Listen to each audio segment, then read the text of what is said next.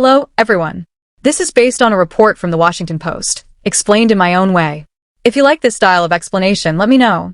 Let's get started. Alright, let's dive into this one because it's a big story with some serious implications. Imagine you're sitting at a cafe, and I'm explaining this over coffee. Ready? Here we go. So, picture this. French President Emmanuel Macron walks into the White House to meet with President Donald Trump. It's a high-stakes meeting, and the stakes couldn't be higher. Europe, Ukraine, Russia, and the future of transatlantic alliances are all on the table. Oh, and this meeting happens to fall on the third anniversary of Russia's invasion of Ukraine. Talk about timing. Now, here's the backstory. In recent weeks, Trump has made some eyebrow-raising moves. He's been leaning closer to Russia and distancing himself from Ukraine and Europe, two longtime U.S. allies. Just days before this meeting, the U.S. even sided with Russia at the United Nations in votes, marking the grim anniversary of the invasion.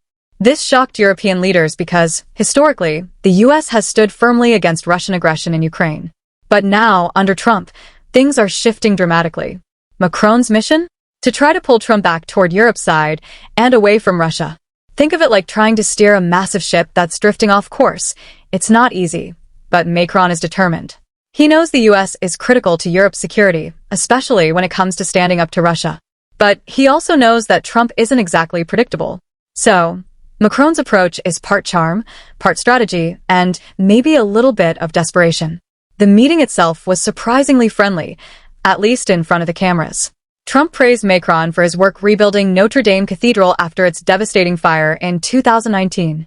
Macron, for his part, tried to frame their talks as productive, saying they'd made progress on getting U.S. support for a European plan to deploy peacekeepers to Ukraine. The idea is that these troops would help secure a peace deal and deter Russia from breaking it. But here's where things get tricky. Trump has been signaling that he thinks the war in Ukraine should end quickly, and not necessarily in Ukraine's favor. He's even suggested that Russia might agree to a permanent peace deal, though most experts are skeptical. Meanwhile, Macron is walking a fine line. He's trying to keep the U.S. engaged while also preparing Europe to take more responsibility for its own security. That's because many European leaders are worried that Trump's presidency means the U.S. might no longer be a reliable partner against Russia. There's also this fascinating dynamic between Trump and Russian President Vladimir Putin. During the meeting, Trump refused to call Putin a dictator, even though he's used that exact word to describe Ukraine's democratically elected president, Volodymyr Zelensky. Instead, Trump seems to trust Putin's word that Russia will accept peacekeepers in Ukraine, a claim that makes many European leaders nervous. They fear a rushed or weak deal could allow Russia to regroup and attack again later. Macron didn't shy away from warning Trump about Putin, though. He reminded Trump that Putin can't be trusted and emphasized the need for strength and deterrence. Macron even argued that being tough on Putin isn't just good for Europe. It's essential for Trump's credibility on the global stage, especially when dealing with China. Behind the scenes, Europe is already making contingency plans. France and Britain have been quietly working on a proposal to send a reassurance force of around 30,000 troops to Ukraine if a ceasefire deal is reached. These troops wouldn't fight on the front lines but would protect key sites and act as a deterrent against further Russian aggression. The catch? They'd need some kind of U.S. backup, whether it's intelligence support or air defenses. Without that, the plan might not work. So, what does all this mean? Well, it's a sign of how much the world is changing under Trump's leadership. For decades, the U.S. has been Europe's closest ally in countering Russian aggression. But now, that relationship feels shaky.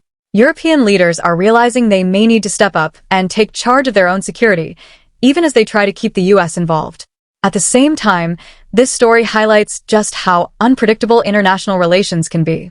One leader's decisions, whether it's Trump cozying up to Putin or Macron trying to salvage alliances, can ripple across the globe, affecting millions of lives. It's a reminder that diplomacy isn't just about big speeches or fancy meetings.